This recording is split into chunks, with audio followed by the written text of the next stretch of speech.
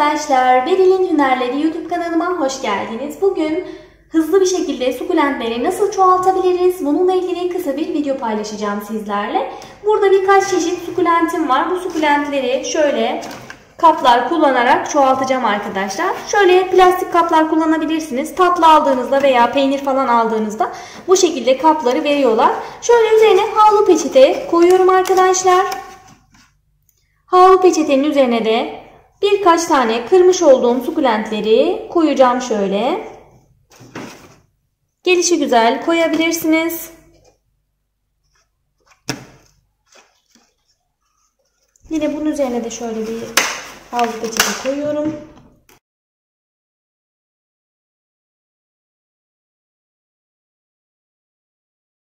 Sukulent yapraklarını alırken özellikle şu alt kısımlardakileri almanızı tavsiye ederim. Bunlar daha hızlı bir şekilde kökleniyor ve daha hızlı bir şekilde gelişim gösteriyor.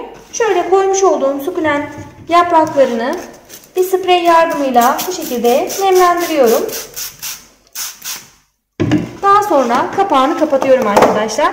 Bu kabı güneş alan bir yere koyacaksınız. Bol ışık alan, bol güneş alan bir yere koyduğunuzda çok kısa bir süre içerisinde köklendiğini göreceksiniz. Şöyle iyice nemlendiriyorum ve kapağını kapatıyorum. Özellikle bu şekilde plastik ve ışığı geçiren, güneşi geçiren kapları kullanmanızı tavsiye ederim. Bunlar hem güneşi içerisine aldığı için sukulentler özellikle bol güneşi, bol ışığı severler. Böylelikle daha hızlı bir şekilde köklenme olacaktır. Ayrıca havlu peçete kullandığımız için havlu peçete nemi içine hapsediyor ve sukulentler sürekli nemlendikçe daha hızlı bir şekilde kök vermeye başlıyor. Havlu peçete kurudukça arada bir spreyle yine bu şekilde nemlendirme yapabilirsiniz. Güneş bir yere koymayı ihmal etmeyin. Yaklaşık 10-15 gün sonra köklerinin oluştuğunu göreceksiniz arkadaşlar. Tekrardan hepinize merhaba arkadaşlar. Koymuş olduğum sukulentlerim artık bakın büyümeye başladılar. En küçüğünden en büyüğüne hiçbiri de fire vermeden gördüğünüz gibi yavrular verdi. Sadece şu bakın biraz çürür gibi olmuş ama böyle olması sizi endişelendirmesin. Çünkü zaten belli bir süre sonra bu artık kurumaya başlıyor. Şuradan göstereyim bakın. Belli bir süre sonra bu yaprak kurumaya başlıyor ve yavrular kendini artık büyütmeye başlıyor. Bu şekilde olduktan sonra hazırlamış olduğum saksının içerisindeki toprağın üzerine böyle koyuyorum. Bakın şunların hepsi artık yavru vermeye başlamış. Şöyle göstereyim bakın en küçük olan bile, minicik olan bile hemen yavru vermiş. Yavaş yavaş kök bırakmaya başlıyor. Toprağın içine gömmenize de gerek yok. Bakın sadece üzerine böyle toprağın bırakıyorum. Toprağı gömmeniz gerekmiyor. Zaten o kendisi topraktan yaprak nem almaya başlıyor. Aldığı nem sonucunda da kökleri aşağıya doğru yavaş yavaş yayılmaya başlıyor. Bu yavru olanların hepsini şöyle toprağın üzerine koyuyorum. Bakın gördüğünüz gibi hiçbir şekilde gömmüyorum. Bu şekilde toprağın üzerine koyarak çoğaltabilirsiniz. Bakın şurada daha önceden dikmiş olduğum birkaçını göstermek istiyorum sizlere. Gördüğünüz gibi artık hepsi de tutmaya başlamış. Köklerini salmışlar.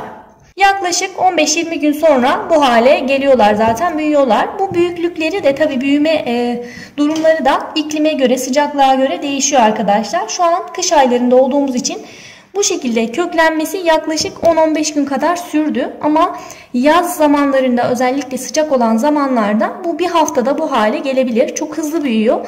Sukulentleri çoğaltmak inanılmaz kolay. Gördüğünüz gibi yaprakları bir peçetenin üzerine koymanız yeterli. Bu yöntemi özellikle sukulent çoğaltmada sıkıntı yaşayanlar için tavsiye ediyorum arkadaşlar. Normalde sukulentleri yaprakları sadece toprağın üzerine koyarak da yapabilirsiniz. Yani toprağın üzerine sadece bu şekilde yaprağı koyarak da çoğaltabilirsiniz. Mesela bakın bunu direkt toprağın üzerine koydum ben. Bu şekilde toprağın üzerine koymanız da belli bir süre sonra köklenmesini sağlıyor.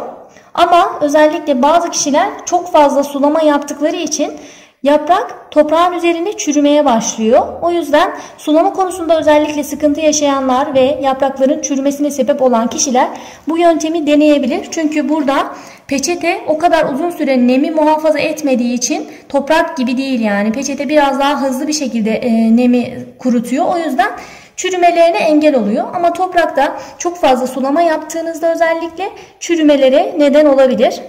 Bu görmüş olduğunuz da yine Daha önceden çoğaltmış olduğum sukulentlerimden biri. İçini görebilirsiniz. Bakın bunların hepsi benim sonradan bırakmış olduğum yavrular. Siz de bu şekilde peçetenin üzerinde çoğaltarak sonra toprağın üzerine koyabilir ve çoğaltabilirsiniz. Özellikle dediğim gibi çoğaltma konusunda sıkıntı yaşayanlara bu yöntemi tavsiye ederim.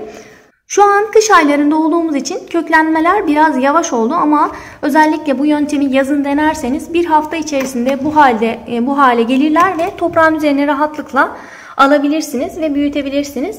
Sukulent yetiştirmek inanın çok kolay. Özellikle bol güneş alan balkonlarınız varsa kesinlikle birer tane sukulentleri yetiştirip dikmenizi tavsiye ederim.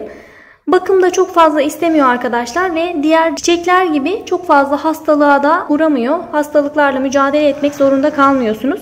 Bol güneş alan bir balkonunuz varsa siz de sukulent yetiştirip çoğaltabilirsiniz. Bugünkü videonun da sonuna geldik arkadaşlar.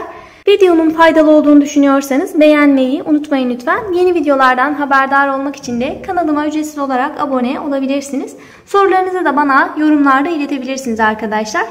Bir başka videoda görüşmek üzere. Şimdilik hoşça kalın.